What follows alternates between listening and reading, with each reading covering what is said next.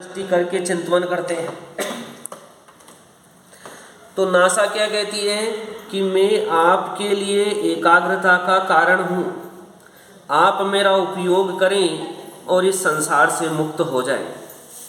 आप इस संसार में जो सुगंध है दुर्गंध है उस ओर दृष्टि नहीं डालें, लेकिन यदि ये दृष्टि ये चक्षु इंद्रिय मेरी नासाग्र पर स्थित हो जाती है तो ये जीव संसार से हट करके अपने आप में आ जाता है।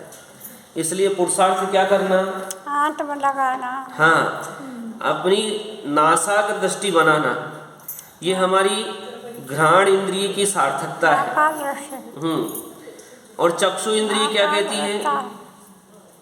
चक्षु इंद्रिय का विषय क्या? काला पीला नीला लाल सफेद। इस विषय पर नहीं जाना, मैं चक्षु इंद्रिय से अपना कल्याण कैसे कर सकती हूँ।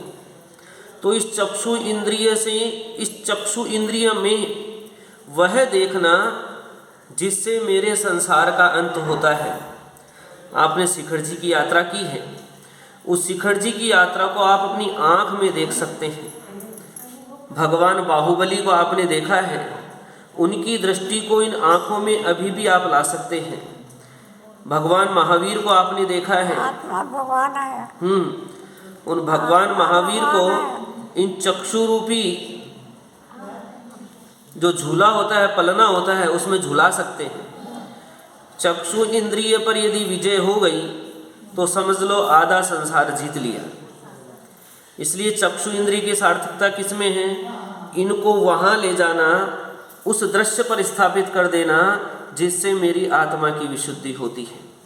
यदि आपने सीता को सुना है तो आप सीता के जीवन चरित्र पर इस आँख को स्थित कर दें और उस चलचित्र को देखते हुए जाएं तो ये समाधि का श्रेष्ठ कारण बनता है। इसलिए इसलिए महापुरुषों का जीवन चरित्र पढ़ करके और इन आँखों में उस जीवन चरित्र को चलाना, ये श्रेष्ठ समाधि जो करते हैं उनकी जो स्थिरता बनती है, वो स्थिरता उन महापुरुषों के जीवन चरित्र को अपनी इन आँखों से, आँख बंद हो चाहे आँख खुली हो, लेकिन वो देख सकते हैं और उसको देख करके अपनी आत्मा में धैर्य, जो अपना गुण है धैर्य, वो धैर्य उनको प्रबल प्राप्त हो जाता है और उस धैर्य रूपी गुण के द्वारा वो इस संसार सागर से तिर जाते हैं। फिर अंतिम इंद्रिय बच गई कर्ण इंद्रिय। कर्ण इंद्रिय का विषय अलग